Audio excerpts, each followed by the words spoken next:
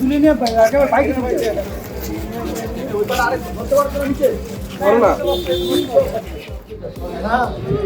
Light করে একটু light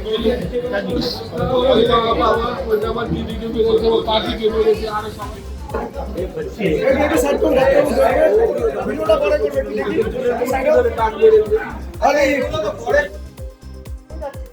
কোন বাড়িতে বন্দুক নিয়ে এসেছিল এখন আসুন সেটা আমরা আমাদের বাড়িতে একটা মিটিং ছিল, কোনো পার্টির মিটিং না। এবার আমাদের এই দাদারা বলেছে আজকে খাওয়া দাওয়া করবে, তা সবাইকে ডাকা হয়েছে, খাওয়া দাওয়া করেছে। এবার আমাদের পাড়ার পুজো উপলক্ষে শিব পুজো হয়েছিল, সব ধ্বজা ফজা লাগিয়েছিলাম, শিব ঠাকুরের, রাধা কৃষ্ণের এসব ধ্বজা লাগিয়েছিলাম। এই ধ্বজা লাগানোর কারণে আমাদের বাড়িতে আক্রমণ করা হয়েছে, আমাকে মেরে ফেলতে চেয়েছিল, খেয়েছে আমার আপনাদের উপরে মারধর করার কারণ কি? স্বপ্না হালদার, তারপরে সঞ্জয় হালদারের বউ আর মনু মণ্ডল, যুধিষ্ঠির রাউত, এরা এরা এরা ওই দলবল কাসেম সর্দার বলে যিনি আছে তার তাকে বলা হয়েছিল, তাদের দলবল এসে আমাদের মারধর করেছে। ওরা কোন দল করে? ওরা হচ্ছে টিএমসি পার্টি। আপনারা? আমরা হচ্ছে হিন্দু সংগঠন থেকে, আমাদের মানে আমরা হিন্দু সংগঠন করি এবং হিন্দু সংগঠনের জন্য যেহেতু আমরা সনাতনী, পাড়ায় সমস্ত কিছু আয়োজন আমরা করেছি এবং আমাদের ছেলেদেরও সবাইকে তাড়া করেছে যাতে আমাদের পাড়ায় কোনো রকম সনাতন ধর্মের কোনো কিছু হবে না। অঞ্চলের উপপ্রধান কাসেম সর্দার এবং অঞ্চল কমিটি পঞ্চায়েত সদস্য মন্টা ঘোষ আর অঞ্চল তৃণমূলের সব তৃণমূলের। আপনারা? আমরা হচ্ছে বিজেপি সমর্থিত ছিল, সেই কারণেই আমাদের মারধর হয়। যেহেতু বলছে যে কীর্তন হয়ে গেছে কদিন আগে, 7ই মার্চ কীর্তন হয়েছে, বলছে এই শালা তুই এগুলো ঝুলিছিস কেন, এই শালা এগুলো ঝুলিছিস কেন, ধ্বজা ঝুলিছ কেন? ধ্বজা শিবের ধ্বজাটা হয়েছিল, বলে ধ্বজা ঝুলাচ্ছি তোদের। হ্যাঁ, প্রায় 15-16 জন এসছে, 15-16 জন। আমি তো আমাদের বাড়িতে ফিরাচ্ছি, রাস্তার মধ্যে দাঁড়িয়ে আছে, এ করছে, সব তো আর গুনতে পারি, কাউন্টিং করতে পারি না, কোনো কথা মানছে না। আমার ছেলে হাত যেগুলো ঠিক আছে, আমি সিসিটিভি উঠে সিসিটিভিটা খুলে পাশ দিয়ে ফিরলো, আমাকে কিছু ছেলে, তার নাম জানি না, সমস্ত মুসলিম, তারা সমস্ত সব মুসলিম, এবং একটা ছেলে আমি নাম জানি, সে হচ্ছে আমাদের ওই এলাকায় অনেক টেন্ডার নিয়েছিল, তার নামটা জাকির না কি বেশ, আমি ভুলতে বলছি না, তার নামটা তাকে আমি পুরো চিনিয়ে দিতে পারবো, ক্যামেরা আমি মেয়ে করে। এবং আমার ছেলের মোবাইলের সমস্ত ক্যামেরার সাথে ছিল, ছেলের মোবাইলটা নিয়ে নিয়েছে, কাসেম সর্দার নিয়ে গেছে, গিয়ে বলছে তোকে মেরেই ফেলে দোষ আছে, তো বিজেপি করে তোর বার করে দিচ্ছি। ফের আমাকে বলছে এই তুই আমাদের খেয়ে মানুষে, তুই আমাদের ফের ওই মানে এই পারি। আপনার নাম? আমার নাম বাচ্চু মানা। আমি তোমার কি, আমি সেন্ট্রাল গভর্নমেন্টে চাকরি করতাম। আমার স্ত্রীর নাম সীমা মানা। হঠাৎ কি হয়েছিল ঘটনাটা? আসলে ওখানে আমাদের নির্বাচনী প্রস্তুতি বৈঠক চলছে, বাঁশরা অঞ্চল, ক্যানিং পশ্চিম বিধানসভা, সংগ্রামীনগর গ্রাম। এখানে নির্বাচন সংক্রান্ত বৈঠকে উপস্থিত ছিলেন বুথ স্তর থেকে মণ্ডল স্তর এবং জেলা স্তর নেতৃত্ববৃন্দ। হঠাৎ করে তৃণমূলের লোকজন এসে ছবি তোলে এবং প্ররোচনা তৈরি করে, তারপর বচসা এবং ঘটনাক্রমে কোনো রকমভাবে আমাদের কর্মীদের পালানোর সুযোগ না দিয়ে লোকজন ডেকে আক্রমণ করে।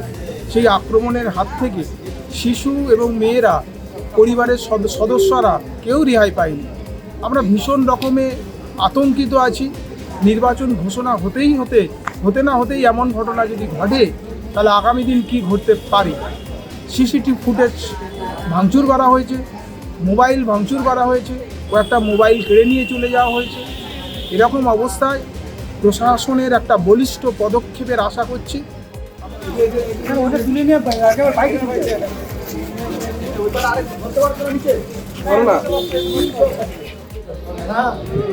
লাইট করে একটু লাইট করে আমার দিদিকে মেরেছে ও কাকিকে মেরেছে আর সবাই। কোন বাড়িতে? বন্দুক নিয়ে এসেছিল, এখন আসুন সেটা। ক্যানিং এই পশ্চিমের হচ্ছে কি বাঁশরা এলাকায়, সেখানে একটা অশান্তি হয়েছে, কি বলবেন এই বিষয়ে? দেখুন, প্রথম কথা হচ্ছে আমরা বিজেপিকে ধিক্কার জানাই যে আমাদের দলীয় পঞ্চায়েতের সদস্যা আমাদের হুলিয়ারি গ্রাম পঞ্চায়েতে, বাঁশরা গ্রাম পঞ্চায়েতের অধীনে, তিনি আজকে প্রচার করছিলেন। কিছু যুবকরা তার উপর আক্রমণ করেছে এবং তাকে শিলদাহানি করার চেষ্টা করেছে এবং তার মাথার চুলের মুঠি ধরে নাকি তাকে ফেলে দিয়েছে।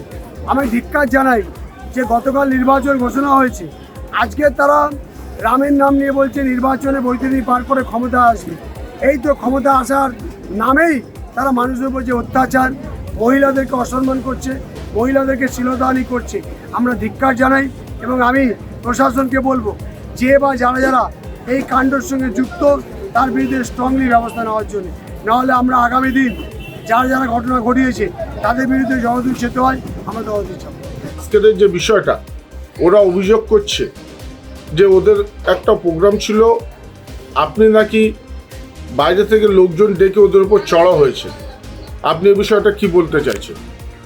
ওরা সম্পূর্ণ মিথ্যে কথা বলছে। আমরা বাইরে থেকে কোনো লোক আনিনি।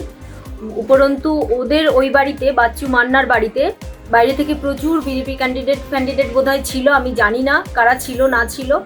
আমরা 4-5 জন কর্মী, দুপুর টাইমে বেশি কর্মী তখন ছিল না, সবাই ম্যাক্সিমাম খেতে গিয়েছিল। আমরা দেয়াল লিখছিলাম, আমাদের মতো ছবি টবি তুলছি, দেয়াল লিখন করছি, পতাকা টাঙাচ্ছি, এই সমস্ত কাজে আমরা ব্যস্ত ছিলাম। তারপর দুপুর টাইমে আমাদের কর্মীরা একে একে সবাই খেয়ে দিয়ে আসার পরে আমি খেতে যাচ্ছিলাম, আমার শরীরটা ভালো লাগছিল না। ওরা আমাকে দেখে কটূক্তিকর কথাবার্তা বলে এবং আমি একা দেখে ওরা নানা রকমের ইঙ্গিতপূর্ণ কথাবার্তা বলে সবাই মিলে একসঙ্গে এসে আমার উপরে চড়াও হয়েছে। আর সেখানে মহিলা থেকে শুরু করে পুরুষ, আমার এলাকার লোক ছিল, বাইরের লোক ছিল, কারা কারা ছিল আমি জানি না। দেখলাম হঠাৎ করে ওর বাড়ির ভেতর থেকে, বাচ্চু মান্নার বাড়ির ভেতর থেকে প্রচুর লোক একসঙ্গে বেরিয়ে এসে আমাকে ঘিরে ধরেছে, আমার মোবাইল কেড়ে নিয়েছে, আমাকে চুল ধরে টেনে আমাকে ওখানে প্রচণ্ড মার মেরেছে, ভীষণভাবে আমাকে মেরেছে ওরা। একা পেয়ে, যেহেতু আমি একা রাস্তা থেকে যাচ্ছিলাম দুপুরবেলা খেতে যাব বলে, আমাকে একা পেয়ে ওরা প্রচণ্ড পরিমাণে মারে। আমার এই সাইডটা এখন আমি নাড়াতে পারছি না, কি দিয়ে মেরেছে, কিভাবে মেরেছে আমি জানি না, জাস্ট আমি বলতে পারবো না। তারপরে আমার চিৎকার শুনে যেখানে দেওয়াল লেখন চলছিল ওখান থেকে আমার সমস্ত কর্মীরা সবাই ছুটে আসে। তারপরে মোটামুটি আমাদের মধ্যে কি হয়েছে আমি আর কিছু বলতে পারবো না।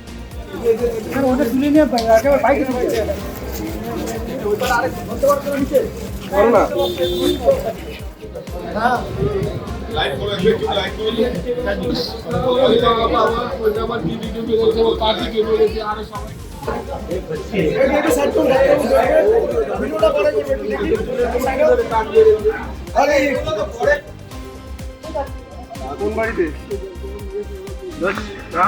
বন্দুক নিয়ে এসেছিল? এখন আসুন সেটা। আমাদের ভিডিও ভালো লাগলে লাইক এবং শেয়ার করুন।